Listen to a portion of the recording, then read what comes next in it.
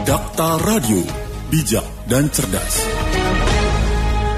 Rekan Dakta, kami lanjutkan kembali kebersamaan kita di kesempatan pagi hari ini dan kita masuk dalam ulasan media. Pagi hari ini kita akan membahas terkait dengan Muktamar NU ke-34 yang berlangsung di Lampung. Serta bagaimana nih beberapa nama kandidat yang sudah mulai muncul untuk menjadi ketua PBNU. Kita bersama dengan wartawan senior sekaligus penulis buku autobiografi yang sampai dengan hari ini masih melakukan perjalanan dengan menggunakan sepeda untuk satu misi yang cukup luar biasa, ke Baitullah dengan menggunakan sepeda. Kita bersama dengan Bapak Cahya Gunawan. Ulasan media.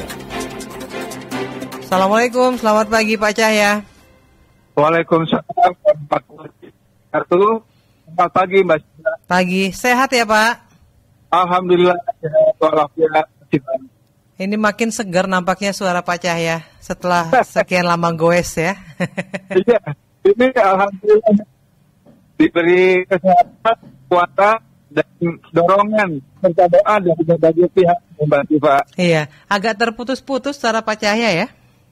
Iya, memang agak di ini Mbak. Saya sekarang ada di Simpang Kecamatan Tungkajaya, Kabupaten Musi, Sumatera.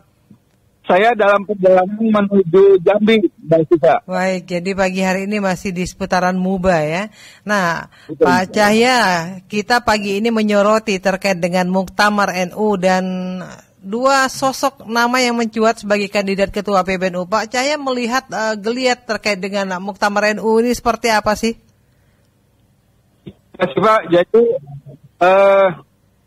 Nahdlatul Ulama merupakan terbesar di negara itu, samping Muhammadiyah, dengan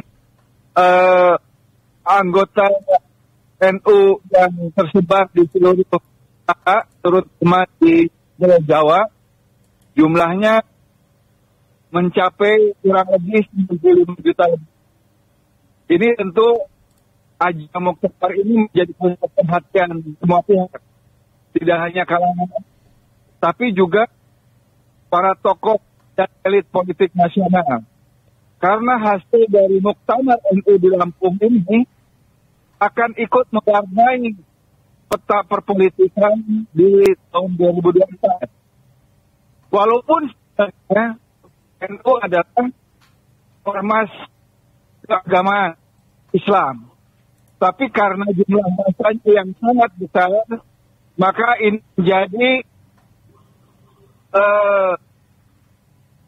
incaran dari sejumlah elit dan partai politik. Seperti kita ketahui, tokoh-tokoh NU banyak tersebar di sejumlah partai politik. Nah, inilah yang menjadi penting tentang posisi NU dalam setiap kali pelaksanaan muktamar. Nah, mengenai profil calon ketua PBNU, seperti sudah diketahui, Said Agil Siraj mencalonkan kembali menjadi calon ketua PBNU. Di samping temannya yang baru adalah Yahya Stakuf yang juga mantan juru bicara Presiden Abdurrahman Wahid. Nah, kalau kita lihat politik menjelang Muktamar NU, sepertinya dua-duanya mempunyai kans yang kuat untuk organisasi NU. Kalau kita melihat peta politiknya, Yahya Stakuf ini didukung oleh paling tidak oleh kelompok kiai di Jawa Timur dan juga putra-putri dari Gus Dur. Nah, sebaliknya Said Agil Siraj mendapat dukungan dari kiai juga. Dan yang lebih seru sebenarnya, Yahya Stakuf ini juga didukung oleh adiknya, yaitu Menteri Agama. Nah, ini tentu saja bisa menjadi sedikit konflik of interest ya Mbak Siva. Yeah. Kalau sekiranya Menteri Agama mengerahkan aparatur di Kementerian Agama untuk mensukseskan, mendukung Yahya Stakuf. Nah ini memang akhirnya peluang kalau melihat di atas kertas, Yahya Stakuf sepertinya berpeluang besar untuk menggantikan Said Agil Siraj. Gitu. Nah, kita tahu nanti di acara Muktamar NU itu apakah ada kuda hitam, ada calon yang tidak diduga-duga, yang bisa saja nanti muncul, yang bisa jadi misalnya untuk mengimbangi Yahya Stakuf.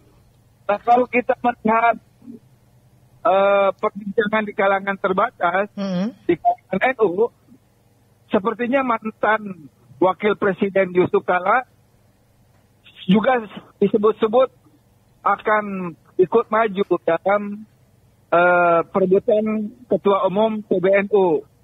Nah, saya melihat kalau Yusuf Kala ini maju sebagai calon Ketua Umum PBNU, maka kemungkinan suara-suara yang tadinya diberikan untuk Said Agil Siraj bisa saja nanti suaranya ke Yusuf Kala. Nah, seperti kita ketahui, Yusuf Kala adalah sosok atau profil atau tokoh dari Indonesia Timur.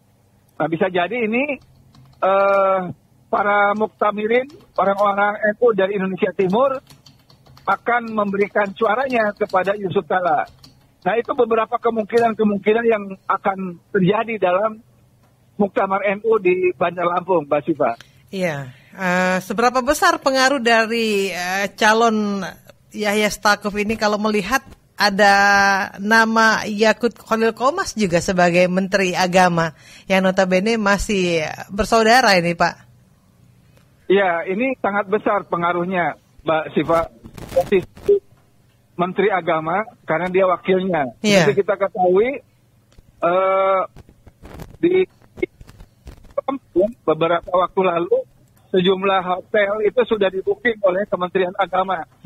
Yang kita sudah tahu bahwa kalau sudah di-booking oleh Kementerian Agama berarti ini adalah para pendukung dari Yahya Stakuf. Yeah. Kira begitu. Kita menafsirkan dari gerakan-gerakan yang dilakukan sebelum muktamar dan sekarang ini menjelang muktamar. Nah, walaupun demikian bukan berarti Said Agil Siraj itu juga tidak punya kekuatan. Dia tentu saja karena sekarang dia masih resmi sebagai Ketua Umum PBNU, maka paling tidak sejumlah kiai-kiai lain di luar Jawa Timur masih juga yang memberikan dukungan kepada Said Agil. Tapi sepertinya kalau masyarakat sudah, terutama masyarakat NU sudah bosan dengan Said Agil Siraj, sangat mungkin Yahya Stakuf sebagai calon alternatif yang akan menjadi memimpin NU di masa yang akan datang. Nah, kecuali kalau tadi itu Mbak Siva, kalau ada kuda hitam seperti Yusuf Kala. Nah, ini pertarungan dalam muktamar akan menjadi seru. Nah, ini kita suka tidak suka, Mbak Siva, Muktamar NU ini menjadi seperti kongres partai politik, gitu. Jadi karena memang di beberapa muktamar sebelumnya, Muktamar NU itu seperti suasananya seperti kongres partai politik. Jadi, walau alam apakah kalau dalam partai politik kan seringkali terjadi ada transaksi, ada money politik. Nah, kita belum tahu apakah juga di Muktamar NU ini ada transaksi politik atau tidak, ada transaksi keuangan atau enggak gitu. Nah, tapi sekali lagi bahwa peran sentral dari NU itu antara lain karena masanya yang sangat luar biasa banyak gitu. Nah, ini beda dengan Muhammadiyah. Muhammadiyah itu bebas dari campur tangan dan intervensi pihak luar. Betul-betul dia independen sebagai organisasi massa Islam gitu, sebagai ormas Islam. Begitu Mbak Siva. Iya, jadi kalau melihat perhelatan muktamar ini dengan munculnya beberapa nama, termasuk entah nanti akan ada nama lainkah, apa yang menjadi tantangan bagi NU ke depan dan bagaimana NU bisa menjaga marwah atau giroh para kiai-kiai NU, Pak? Betul, ini pertanyaan yang sangat penting dan strategis. Idealnya, Mbak Siva, NU itu kembali kepada Hitoh 26, kepada dasarnya di organisasi ini didirikan oleh para pendiri NU, oleh para tokoh NU. Nah, sebagai ormas Islam, seharusnya NU itu menjadi ormas yang independen, sebagai ormas yang menjadi rujukan bagi umat Islam dari kalangan NU itu.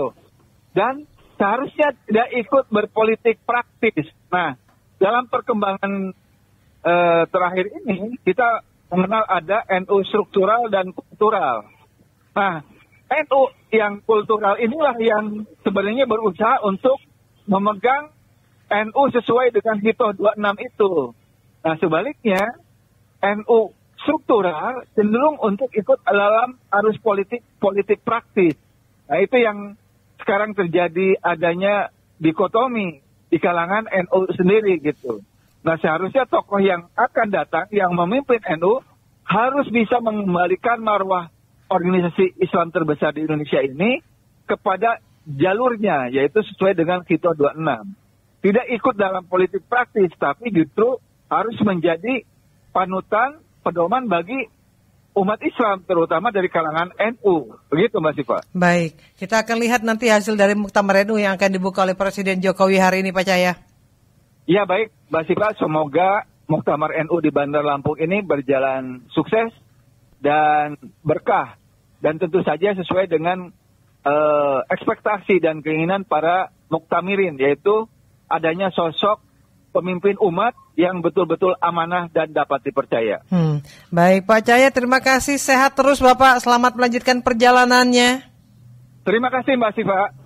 Ya, Assalamualaikum warahmatullahi wabarakatuh. Waalaikumsalam warahmatullahi wabarakatuh. Ulasan Media. Wartawan senior sekaligus penulis buku autobiografi Cahya Gunawan.